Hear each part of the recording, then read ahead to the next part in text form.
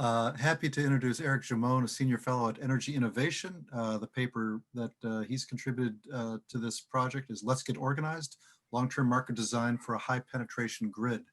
Eric brings degrees from in math and physics from Stanford and University of California to this topic. He has been a AAAS fellow at the Department of Energy. He's worked at Lawrence Berkeley National Lab.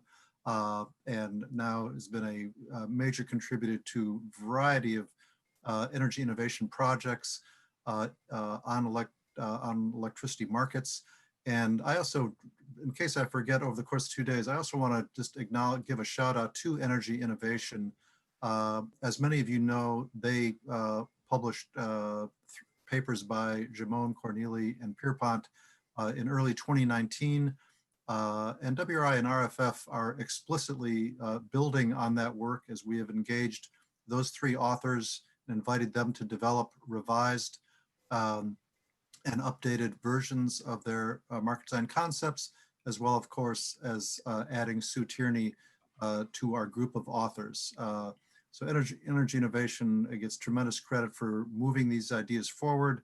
And I'd also commend to you a paper they published in April of this year on all source procurement and looked across several states that are and utilities that are doing that. That paper is summarized in our background paper that Karen described earlier, but I also commend you to read the full version. So Eric, are you ready to share screen? So here's my title. Thank you for the nice introduction. I put my PhD here because apparently it's cool to mention you're a doctor these days, but also because I wanted to say that my training has been in physics, not in economics, and so sometimes I kind of wander around like a bull in a china shop in some of these policy areas, so I apologize for that. But the value of having a physicist participating in these types of deliberations, I think, is the training is very quantitative and evidence focused, but also very focused on understanding kind of principles and essence of principles that can help you project into unknown territory. And so that's kind of the philosophy I'm trying to bring here. We've already had two authors speak, and in the spirit of what Steve was talking about, I find those talks are very complementary to what I'm going to talk about today, and that makes me very happy. Steve and I haven't really talked that much about what we're doing for this workshop over the last year and a half, so I was very pleasantly surprised to find that where the direction he's gone is very convergent with the direction I've gone. Except I would say that what I'm going to talk about today, the organized long-term market, is probably a slightly bigger frame than what Steve just talked about. So it shares, what I'm going to talk to you a lot, shares a lot of features with what Steve just mentioned. But in some ways, I would say what Steve proposes may be a subset of the considerations I'm putting forward today. So just to make sure we're clear about what we're talking about today, this is a organized long-term market. The idea is to connect long-term timeframes for clean energy with short-term marginal pricing. It's to allow multiple sellers and buyers to transact at once and using standardized long-term energy contracts. And the idea is that this will help the bulk power system succeed in delivering resource adequacy 24/7 and all year long. Now, the initial paper I wrote last June for this workshop was too big. I'm sorry to say, and I really have to apologize to my reviewers. Thank you for slogging through them. And so I decided to split the paper up into three parts. And what I'm talking about today is the bottom one highlighted in red, organized long-term markets. I just wanted to focus, just briefly touch on the other two, especially the methods and analysis, because I find myself in disagreement with our esteemed colleagues from MIT about where pricing behavior is going to go in these kinds of systems. My sense from analyzing things is that there won't be as much variance in the price distribution curves as they think. But I'm not going to talk about that today, and none of what I'm talking about today depends on that point of view that I have. So I just want to make that clear. The really important feature I want to talk about today, conceptually, is what I call the energy markets cascade. So Paul talked about hybrid markets, right? He talks about real-time markets being in the markets and then markets for the markets up here. But I think of these things as living on a continuum, the energy market cascade. We have real-time markets, we have day-ahead markets, we have month-ahead commitments and futures, we have sometimes year ahead, and then we have long-term markets and PPA hedges. And all these things work together. Working together is what, for me, is an energy-only market, not just the spot market, okay?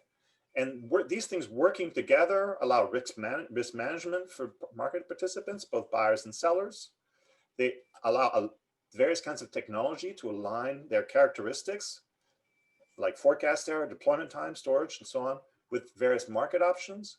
And they facilitate planning and commitment. So for example, in the day-ahead market that facilitates the commitment of units, there's usually a residual unit commitment module, which I won't talk about. And then up here, planning obviously is kind of like commitment, but in a longer time frame. Now, I got feedback that these ideas were maybe a little bit broad for most people. And so for today's talk, I want to instead discuss these three principles. Now, these are principles I think would be very familiar to anybody in the economics field. But, you know, I kind of rediscovered the wheel, I guess. That's the dangers of being an outsider. But I think in some ways what's good about that too is that sometimes people who are in the field kind of forget how people outside the field don't really grok a lot of the things that they do from their long years of being a professional economist or policymaker. And so I wanted to highlight three principles for a good, and I will just leave that term good kind of vague, energy market cascade. The first is that I believe that all these markets here need to be derivative products of the real-time market. That is, they need to be settled in the real-time market. Now, take the example of a day-ahead commitment. When I make a day-ahead commitment, okay, what happens if I'm short? I have to buy something from the real-time market. And if I'm long, I sell my excess in the real-time market, okay?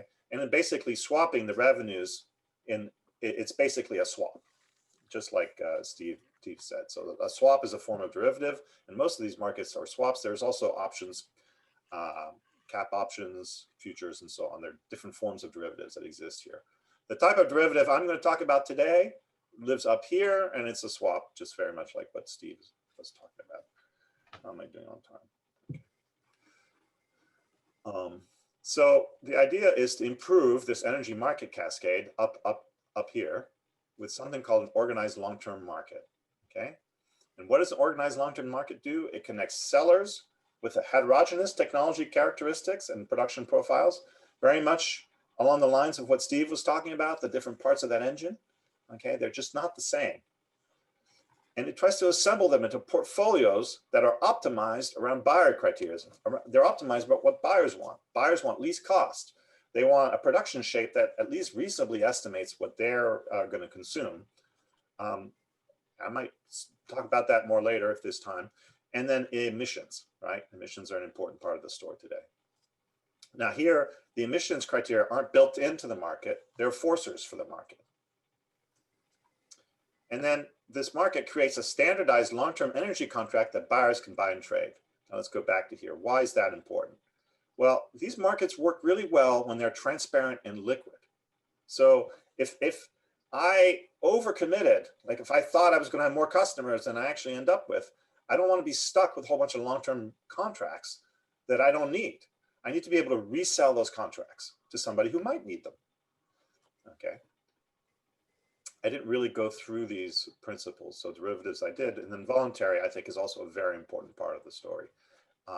I'm sorry that the paper itself is 30 pages long. The initial paper a fair bit longer than that, and so I'll make an offer to anybody listening today that if you want to hear more, I'm always available to kind of walk through the details in a more extensive way if you're interested. Okay, so let's start simple. Okay, in a simple version of the OLTM, because this thing lives in kind of a broad parameter space. There's simple versions, more complicated versions. There are versions like what Steve is talking about, and there are versions that are not that different to what we have today in the market. So this would be something that's not too different from what we have today in the market. So for example, in Texas recently, we had a big solar deal just announced. where a bunch of buyers got together in a syndicate to buy the output, right? Create a long-term PPA or swap with that solar. So in that case, that would be just one resource here with megawatts of output that's being split into a bunch of shares that the consumers are interested in. Now, this is very natural to move that to a more complicated portfolio. What if those munis and companies had wanted to buy not just the output from one solar farm, but the output from a couple solar farms spread out over Texas with maybe a few wind farms spread out over Texas? Then the motivation for that is something that Steve also touched on. You get improved diversity. Here's this very nice paper by Dan Cohen and Joanna, I can't pronounce his last name, from 2 years ago, where they looked at the diversity of resources inside Texas. So here you had a wind farm and a solar farm in blue, wind farm in red, and then the combined resources see much more steady across the board. And here you have on the right, I think it was coastal wind, inland wind, and solar, showing kind of how they complement each other.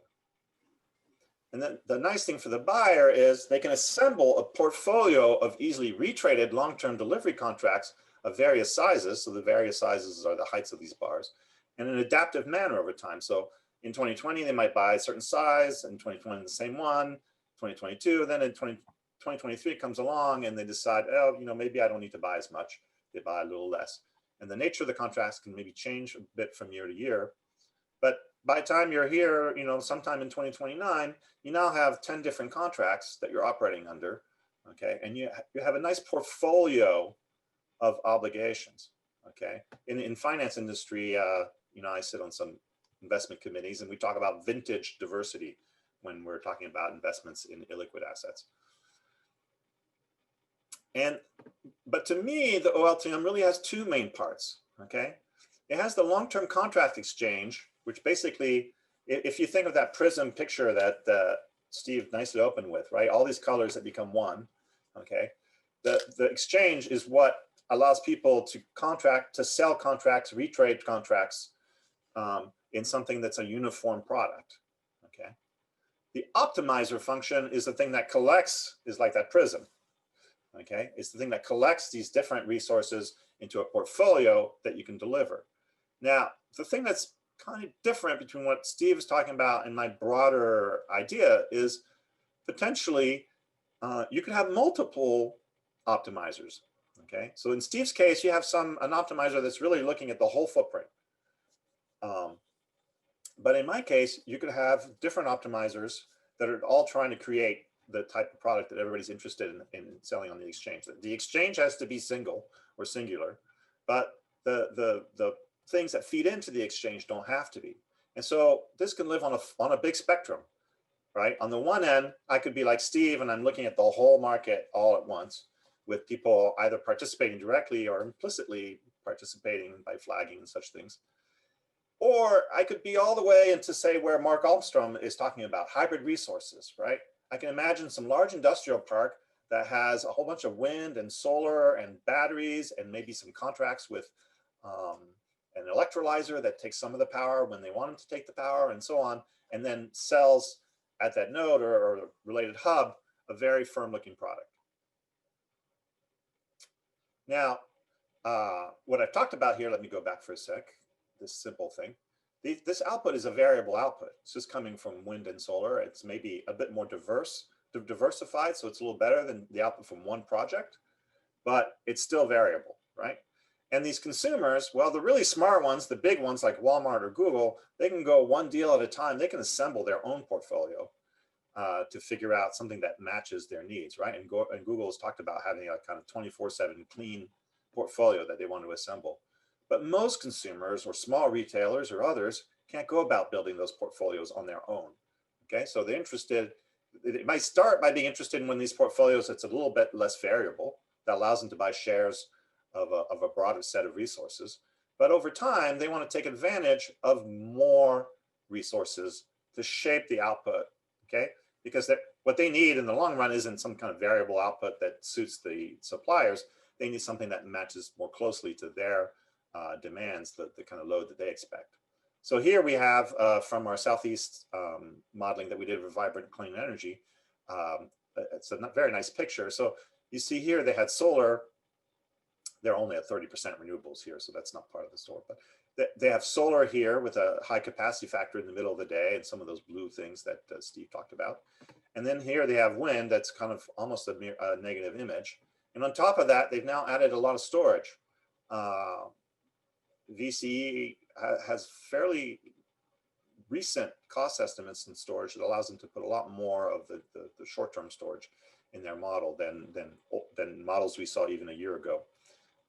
And then when you put them together, those three together, they're much better at fitting the load, okay?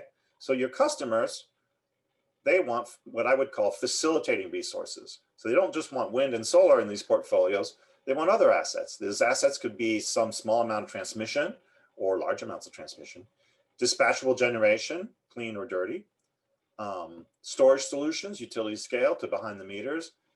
Flexible demand could be part of the story, and novel and financial and contractual arrangements. I want to stress that. I can't really go into details about that here, but that's also part of the story.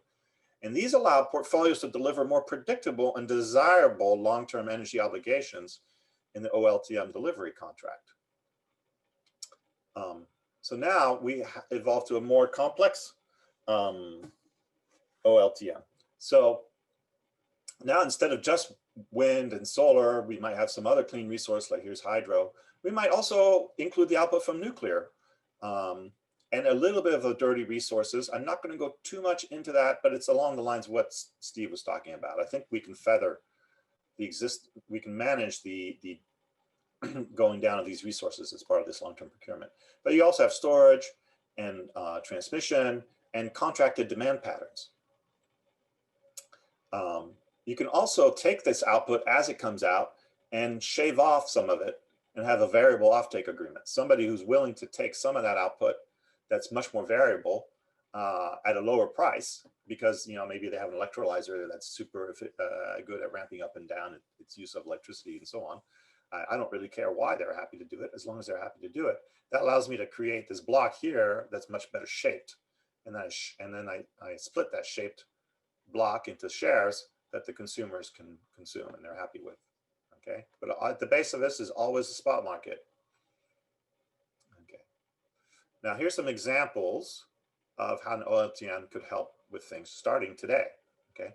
The principles that I started with are valid, I think, for extrapolating market design into a high renewables future, but they're also valid even just today in terms of transitioning to that future and addressing some of the issues we see today. So for example, in ERCOT, okay, these kinds of markets could help in assembling diverse portfolios for anyone. So you don't have to be Google or Walmart to assemble a portfolio, one big project at a time. You could be, a small retailer, a small muni, and whatever, and if this would do some of the portfolio assembly for you, okay? And this was also help with the managing the resource adequacy yo-yo with the chicken and the egg type things that Steve talked about. If there's more information about what's happening in the long-term markets, what that energy is worth, and so on, that helps people make better decisions about whether or not to retire their coal plant or their DT assets, or they might even contract some of that capacity to firm the portfolios. In CAISO, this type of arrangement could allow more liquidity in the long-term energy obligations and really help with the issue of the IOUs and the CCAs. Imagine that commitments that the big IOUs made for renewable energy could easily be resold to the CCAs, or that the CCAs could come in together and buy big blocks or big portfolios that might be harder for them individually to do. So this liquidity feature, I think, is very useful in the context of California, and it connects a bit with what Sue is going to be talking about tomorrow. But I think it also would help with resource planning. Okay, this is all voluntary, but it creates a lot of information because it's liquid and transparent, and that, I think, will help sharpen the planning process and make it less ad hoc. And then in New England, again, I think we could do improve resource planning and reduce the need for market interventions for resource adequacy, and reduce the tension between the ISO and the states. So I think I'll leave it at that.